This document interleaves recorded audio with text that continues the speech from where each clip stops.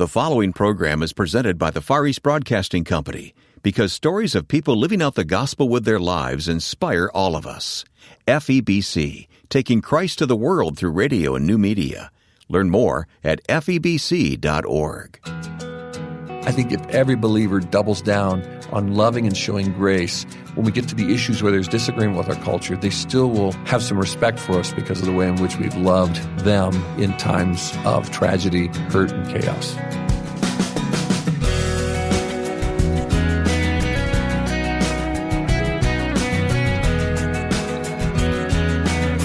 Coming up, the story of a local church springing into action when faced with a double tragedy in their community. Welcome to this edition of First Person. I'm Wayne Shepherd, and we'll talk with Pastor Shawn Thornton in just a moment. First, thank you for listening and for your many responses to this program. First Person seeks to simply tell the stories of God at work through the guest's own words.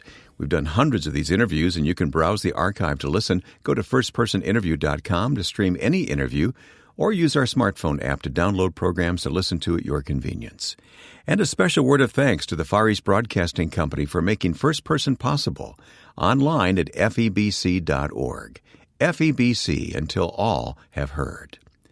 Shawn Thornton has been a guest in the past telling us his own story, and we'll place a link to that conversation in the notes at firstpersoninterview.com. But I've invited him back now to tell the story of what his California community went through in 2018. First, a shooting that took the lives of several people, and closely followed by devastating wildfires. Shawn is the senior pastor of Calvary Community Church in Westlake Village, California, a suburb of Los Angeles. Shawn, great to have you back with us again. I know that your church went through two crises in 2018. Yeah. They're both very unusual, both tragic circumstances. And back-to-back. Back-to-back, so soon, one after the other. So Tell me what happened. Well, back in 2018, in the fall, we had, it was a kind of a regular night. I was at home, going to sleep kind of late, and first thing we heard about was a shooting in our area. As a matter of fact, I got a text from my daughter, who's a student in Seattle, and here we are down in the L.A. area. And she texted, she said, "Dad, I think there's been a shooting." Someone texted me to tell me, and I said, I looked at the news. I said, "No, there's nothing. I'm sure it's just a rumor." And then the news started popping in, like from the L.A. Times on my, the little notifications I get on my phone. And then it was CNN. Then it was, nationwide news outlets saying there'd been a shooting, and that several had been killed in a bar club kind of situation, which it's a pretty wholesome place actually. It kind of makes it sound seedy. Tell me about the place where they happened. Yeah, it's kind of a country and western bar, but it's a grill really too. It's a restaurant, and it's one of those places in our area. There aren't a lot of places for young people in suburbia LA where we are, and it's very family oriented. More soccer fields, and you're going to have things for young adults. So if your kids were going to this Borderline, it was called. You were happy about that because that's a wholesome place, especially on college night. They didn't serve alcohol. Kids could line dance and just have fun. Okay. And so I get this notice from my daughter and then see the news feed come in, and I start watching the local LA news. Now they've got helicopters above it, and a young man who had been a military veteran, we later learned, walked in and began to, in military style, shoot young people in there and ended up killing 12 people, including a police officer, Ventura County Sheriff's Deputy Ron Helis, who rushed in to help. It was just a terrible, terrible tragedy that night. And then, almost exactly 24 hours later, after we've gone through so much as a community, because the Borderline is only about 7-8 minutes from our church. That's how close it was. Then the next day, at night, after we had prayer vigils, been a long day, a lot of emotions, crying with people, families, wildfires start ripping through our area. And about 85% of our congregation was under mandatory evacuation within about a 48-hour period. And it was just a devastation after devastation. Well, let's talk about the fires in a moment, but I want to focus on the shooting. Yeah. It was so close to home, and it really affected your church body very directly, didn't it? Deeply. We believe there were probably 40 people inside who were a part of our church family. And one individual who was killed was on our church staff, a young woman named Noelle Sparks. She was 21, and she was, Wayne, you and I kind of have similar backgrounds. We've talked about that from our childhood, where life wasn't always easy as kids. Right. That's Noelle's background. She came from a home that didn't have a lot of financial resources. a lot of things against her, a lot of struggles in that home. And she just doubled down and served Jesus. With the difficulties of her life, she didn't really hold on to those things. She invested in other people to bring them love and hope. And so just a delightful woman. And to see her taken in this mass shooting with other young people, and then others of our folks being in there witnessing those things, it was just tragic. Well, what do you do in that situation? I mean, what could you do? You're a pastor and a leader in the community. Right. Were you called on immediately? Yeah, or? the local media, national media, newspapers, magazines started to reach out to us because they realized we had lost a staff member. They realized we had a common thread in the community, and then we were doing the funeral. We did the funerals for 5 of those folks. So we just started to tell her story and talk about her love for Jesus, and we began to do all we could to raise financial resources. We rallied volunteers to go and love on all the families, connect with other pastors. In what ways? Well, different ways. Like immediately there were some needs when family members were coming in for funerals. There were immediate needs, even in, for example, Noelle's mother had the girl that was killed on her team. She'd had surgery the morning of. I remember reading that story. And so her mother didn't know about this until the next morning, and one of our staff members went to be there to help her hear about it. And when we heard for sure she had died, he was a part of communicating that to her. So to walk closely with that family, some volunteers said, I'll walk with the various family members. They had children and relatives who came from out of town immediately upon this happening. Even our law enforcement were drained because they were grieving the loss of one of their own. And they had rushed in. They were tired. I had a few folks that come to the church who said, I'm a detective for such and such law enforcement. I had to be in that building for 18, 20 hours after, and to see the horrible carnage that occurred. That would affect you so deeply. So they were saying, I have kids this age. And it was mostly young people. It was mostly college age. So the shooting gripped our community. We had some prayer vigils. I want to ask you, you opened up the church. We opened the church, So right it away. became not just your local body. It became a community rallying point, didn't it? People came to our vigils. People who didn't know anyone came. It was a comfortable, inviting place to come for prayer when people don't know what else to do. So a lot of the young people from Borderline who hadn't even been there that night came that were a part of that because they knew it was Noelle's church, and we had opened up. We did 2 formal vigils and kept the building open. The Lord just gives opportunities. There's such harsh, overwhelming moments, but if the body of Christ, I think we all have to slow down when there are tragedies going on, not only for a community, but one family here and one individual there. If we slow down and notice those, we can bring the love of Jesus and hope into folks' lives that have no other source of hope. Obviously, you had dealt with crisis before as a pastor. I'm sure you're called into all kinds of situations, but nothing like this. No, I would put this on the level for me, this pastoral. I'm just going to talk about my pastoral experience. I'm going to talk about the incidents, but I would equal this to what it was like to shepherd the first few weeks after 9/11 in the United States, because that seemed like the whole country in a way. This wasn't to that scale, I know, not the whole country was affected, but our community, this was kind of our 9/11, if you will, in terms of the emotions. I'm not talking about the motivation of the attack or anything. So this was, I don't know if I'll face this again in my life. And you didn't know what was coming with the wildfires, which we'll talk about in a moment. 2 questions. How did it affect you personally? For me personally, one of the things, it affected me personally right away because my children have gone to the Borderline to enjoy an evening like that on college night when, there's no alcohol served because there are minors there and everything. And so, and I even have a niece and a nephew who I thought might have been there that night. So for me, it was all about, I had to check on my own children, my own niece and nephew, and friends and others, just kids I know from our church that were there, young people. It was very personal because we had a number of them missing for a while. And then all of a sudden, they had to leave their phone in there, and they finally contacted their parents. It happened at about midnight. And so, that's a tough time for communication. Some people are sleeping. So if they even called their parents to tell them they're okay, the parent didn't get the message, but their friends didn't know that there was a message because everyone was... A lot of confusion. Confusion. So for me, it was very personal. I knew Noelle, knew her family, knew the heartaches she'd been through already, and the bright light she was in the midst of some difficult circumstances. So for me personally, I had to lean into the Lord again. As a pastor, you learn, God takes you through these things to teach you. You got to lean into me. Don't try to do this on your own. Yeah. Second question, what did you learn as a pastor and as a church body that others would benefit from knowing? I think, in a culture where more and more the values of the culture are beginning to go against the values we hold, and so the gap between the Judeo-Christian ethics we hold and what our culture holds is widening. And I think while we need to take a position on those things and take a stand, I think we need to really put our energy and resources into being with people in times of pain and hurt. It brings the hope and love of Jesus to people who are hurting, which is so important. But it also gives us credibility when we say we're going to live and love like Jesus in the world as his followers, that we're not just talking about the issues where the culture is drifting, but we're there in those moments of crisis like Jesus would be. And I think we need to double down on that right now. And churches need to have this conversation. Definitely.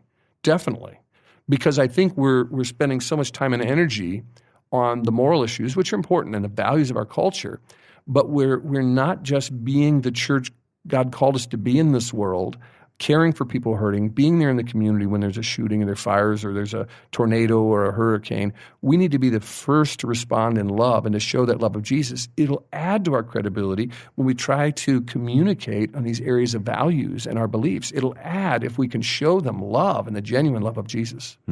How has the shooting specifically and permanently changed your community, do you think? Well, what's really interesting, Wayne, about our community is it takes pride in the fact that we're usually number one or number two in cities over, say, 50,000 in terms of safety. And that's been true for 20 or 30 years. And we're a planned community, our area. And the whole way it's laid out was through research that said this makes it safer if you have this and you have this. And there are features to our community. I won't go into all those details. Plus, it's just been known as a great place to live. It has. And it's it's supposed to be the safest community in America. And so you say to yourselves, what we've learned as a community is everybody's vulnerable. Brokenness is everywhere. Mental illness is everywhere. Hate is everywhere. Whatever you want to say, no matter how safe you try to put yourselves in a bubble in a suburban planned community and guard your children, we're in a broken world, and pain will affect us, and sometimes evil will affect us. Well, there was a second crisis that struck Shawn Thornton's community, and we'll talk about it coming up next here on First Person. When I first heard the good news on the FEBC station, I tried praying to Jesus for the first time. Life is difficult, but Christ is helping me see things differently. The Far East Broadcasting Company receives millions of responses each year from grateful listeners. FEBC is dedicated to taking Christ to the world through radio and new media. To learn more, please visit febc.org. That's febc.org. The Far East Broadcasting Company, until all have heard. My guest is Shawn Thornton. Shawn is, Shawn's been with us before at First Person. We've enjoyed and thanks for coming back. I've wanted to talk to you about this for several months now. Shawn is pastor of Calvary Community Church, and it's Westlake Village, California, right? Village, okay, California, all right. You hadn't even had time to recover from the trauma of a community mass shooting in your town when the fires began to just devastate your area. This is, again, late 2018, just a few short months ago at the time of this conversation. So talk about what's going on there. What happened? So we go through the shooting. We hold prayer vigils. We learn one of our own church staff members was killed in the shooting. We start learning that there are other families connected to us in various ways that have been killed in the shooting. An officer has been killed, and we're going to host his memorial. We're starting to learn that first day. We get to the end of the day, and I hadn't gone to sleep the night before because of the timing of the shooting. And I went through all the emotions that we went through that day. And just emotional exhaustion. Our staff just cried together. Let alone the physical exhaustion. Just emotional, physical, spiritual, any way you could put it, mental exhaustion. So I'm driving home from the last prayer vigil, and now there have been some fires in the area, and when the smoke is starting to come, and you see it out in the highway, and some people are starting to evacuate, you're hearing some things. And as I'm driving home, I see flames on the hill above my house. And I'm thinking I'm going home, and I told my wife as I texted her, I'm coming home and I got to go to bed. I'm going to drop. I get home, though, Wayne, and the flames are right near my house, 60 feet in the air, brush fire, and it's burning down a ridge. And I get a call from a fireman who says, I know where you live, and Shawn, you got to be careful because it's either going to go over that way or it's going to go over your way. And whichever way it goes, we don't have the fire personnel ready to take care of it. It's going to take out some homes. But you weren't under an evacuation order at that time, no, because it was really kind of moving away from me. But what happened was it stayed on this ridge right across from my house. It kind of passed by me. And so I sat all night long at a window on the side of my house, and I moved as it moved down my house and watching, because at any moment, if the winds changed, we probably would not get an evacuation. I was so close to it. I'm on the edge of our community where the fire was. We wouldn't get the evacuation in time. Notice. So I'm watching all night long, and I watch all night long.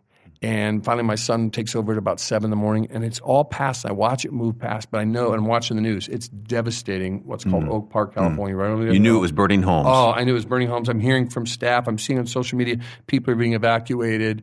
We hear already within the first 7 or 8 hours of 3 or 4 homes in our church that have gone up in flames and totally destroyed. And so I'm starting to think the next morning, though, it seems to have passed me by, like it's heading. It's just south of me, and it's heading west, east to west, toward the ocean, toward Malibu, and but it gets windy again, and all of a sudden the neighbor comes to look over there, and it had caught onto an area that it bypassed earlier, and it just starts coming at us. Then we go under mandatory evacuation. We gathered our stuff. We kind of gathered it the night before. Are we talking about minutes? We're talking. It probably was an hour that we had before it came into our area, and praise God for wonderful firefighters, because it literally encircled my little community. It's in a little valley, and it went all the way around right up to the fences of our community, and I'm on one of those fences. It burned everything out, but it never got in our community. Didn't hit any home. Took out a few. How do you account for that? Were they watering the homes? They were watering the homes. They one thing in my area, it's a newer development in California. They do these burn areas around communities, not burn, cut. So you cut the brush down for like 20 feet up to a community's fence line. I understand. Yeah, and it had been done well, but the winds were so powerful. It had been jumping highways. It jumped a major highway to go over into the Malibu Hills, but we kept hearing about others being evacuated. And interestingly, some of our staff or friends would be evacuated from their home to one home at like 2 a.m. Then all of a sudden we'd hear, well, they evacuated from there and they went to the Smiths, and the Smiths now have 6 dogs, 2 cats, a parakeet, 12 children, and then they got evacuated. Oh, goodness. Because it kept moving. And when we evacuated our home, we didn't go back for a couple of days. And interestingly, when we did go back, in our neighborhood for about a week while they were watching little embers, because it was just a burned out moonscape all around us, there were fire trucks from San Antonio, Texas, from Providence, Rhode Island. Oh, my goodness. That sat in our cul-de-sacs and things for quite some time. But a lot of our families lost everything. Yeah, let's talk about the extent of the devastation. Mm-hmm. It affected your church very deeply. Many families lost their homes. Yeah, many families. In our situation, too, it's a fairly affluent area. So a number of folks had good insurance and had resources to cover them till the insurance came. But what you have in our area is you also have people who've lived there a long time before it became kind of a suburb. We were talking about your home, where you grew up is now almost a part of Detroit. Right. Where it used to be, you were way out. Yeah, it used to be farmland. This area was the same way. These were all ranches. And people who've lived out there, they used to be more of the blue-collar people and school teachers. They weren't, Hollywood people and all these. Well, those folks still own their homes, but they didn't have the financial resources. So a lot of folks who, don't struggle to make ends meet, but weren't ready to have a second home while they're waiting for FEMA and other things. Yeah. So we raised some funds. We've actually hired 2 staff. And to this day, Wayne, here we are now about, I'd say we're 4.5, 5 months out. We still daily have people coming to us for help who've lost everything, even outside our church. So we hired a couple staff. Yeah. We raised a couple $100,000 that we are just giving to families where there are gaps between what FEMA would do and their insurance would do. Some of them couldn't rebuild because they couldn't come up with the money, $4,000 to just get the builder to start building. Right. So we're trying to help with those things and meet those needs. So spiritually, what's going on in people's hearts during this time? I would say, with both disasters back to back, there was a sadness, a gray cloud, a heaviness, a thickness, an overwhelmed feeling that we experienced that I've never experienced in ministry before for the whole community. And so to try to bring people to hope in God, faith in God, trust in God, rest in God, that was a tough experience, but we watched God do that for us. And now those hills that were black with soot and nothing left on them, not a scrap of green, just black with soot. In this spring, we have the brightest green grass. We have beautiful yellow flowers we've never had on some of those hillsides. Much needed rain, which brought all the green. And not too much rain. We had a little bit of some mudslides, but not as much as good. God gave it to us in the dosage we needed. And so there has become now this beauty from ashes. And you hear people talking about it. Wow, that was so horrible, but look at the beauty. And I try to say, look at the hope, the new life found in our God, and point to that. Yeah. I think as we move forward, one of the things that we will take with us is that the more we served our community, the more people noticed that we were caring for any of the families who were affected by the shooting. We said we'd do any of the memorials that wanted to be at our place. We did 5 out of the 12, and only one of those attended Calvary and was on our staff with Noel.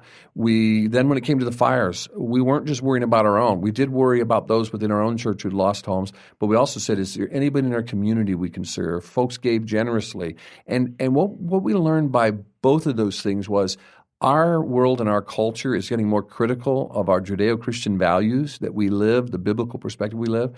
And so we find a lot of times as churches in our world, there's such a contrast between what the world believes about values and what we believe, that more and more they're looking at us as out of date, maybe even, biased or prejudiced against certain people or groups because of our values, and they're becoming more critical of us, and they're almost dismissing us and saying we really don't have a voice in the world anymore. But I think we get credibility when we do the things like Jesus did, and he talked about the Good Samaritan and caring for people that we aren't really required by any relationship or any responsibility to care for. The more we care for people and show them grace, the more we're in our world caring for the marginalized, caring for people affected by a shooting, caring for people affected by a disaster, the more we as the body of Christ and I as a minister focus on caring for the needs of people even beyond our body in a very practical, simple, loving way, I think the world then says, well, wait a minute, there's some credibility here. These folks care for people that a lot of us aren't even caring for. So when they speak in these areas where we disagree, we still want to hear from them. We want to respect them. I think the idea that we just need to shout louder about our values, we need to protest more, we need to scream more, we need to be on television programs debating, and there's a place for all of that. But I think the church needs to put its efforts in. As we came out of the fires and the shooting, I saw that our efforts gained us credibility in our community that could easily dismiss us because of the difference in values we bring into our world and that we represent. And so I think it's important for the church to double down on loving like Jesus loved, loving people unconditionally, loving beyond our own circles. And that's not just formally as a church. That might be a neighbor who's gone through a death in their family, that you come over and bring them a cake, that you come over and say, we care about you. We're going to be thinking of you as you go through this loss. It's not just all of us together or just me as a pastor. I think if every believer doubles down on loving and showing grace, when we get to the issues where there's disagreement with our culture, they still will have some respect for us because of the way in which we've loved them in times of tragedy, hurt, and chaos. The stories Shawn has told us should encourage churches everywhere to be ready to respond when the unexpected comes to your community. Our guest has been Shawn Thornton, Senior Pastor of Calvary Community Church in Westlake Village, California. More about Shawn and the church is found at firstpersoninterview.com. Thanks for joining us for this interview. If you'd like to leave a comment about what you've heard today or about any of our conversations, please join us on Facebook at facebook.com/firstpersoninterview. Again, that's facebook.com/firstpersoninterview. And don't forget to make use of our smartphone app found free in your app store. Another website I encourage you to visit is FEBC.org. The Far East Broadcasting Company will soon celebrate its 75th anniversary, 75 years of faithfully proclaiming the gospel through radio and now internet programs. As you pray for the world to hear the Word of God, visit FEBC for suggestions on how to pray specifically for many countries. Just click on the button marked Pray at FEBC.org. Again, FEBC.org. Now, with thanks to my friend and producer Joe Carlson, I'm Wayne Shepherd. Join us next time for First Person.